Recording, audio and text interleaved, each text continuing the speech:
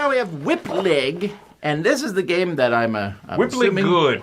We have the most disagreement on this. Oh, okay. This is a game that, again, abstract games. So, abstract games come with a gimmick, yes, and then a basic way to win. Yes. So the basic way to win in this one is get a bunch in a row, 3 or 4 in a row. The gimmick, though, is every time you put pieces in, you tilt it, and they all roll, which will likely put them in different positions. Yes. And so the closest I can compare this to would be games like Pentago, where you put a piece in and then rotate it. You're like, whoa, the board just changed. I thought I wasn't going to win at all. Now I just won. Okay. And this has that same type of thing, except, oddly enough, this one is, maybe it's me, I can't see this game. I can't, I have a hard time visualizing. I have to think for a while. If we roll this, the pieces will look like this. Right. The problem is, my issue with the game is that you can do that.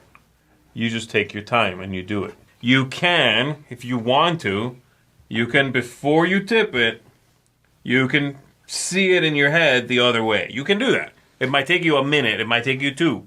You can do that. That's my problem. When a game is, when the joke, the gimmick is something that you can sit there and brute solve, then either you play well and everyone has a miserable time, or you don't and then you lost because you didn't take the time to play well.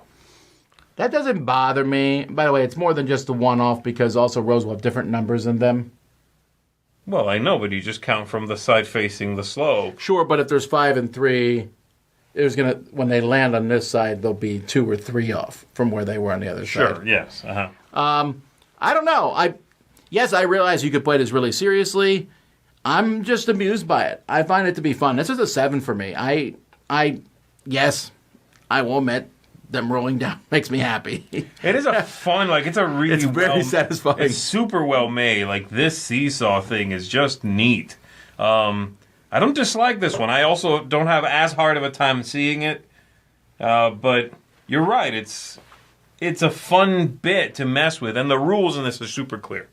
It gets thumbs up from that. Because I know exactly what the rules are. You had the stinking thing somewhere, boom. Did you line up something? You won. You didn't? It's the next player's turn. I like that. And it's multiplayer, too.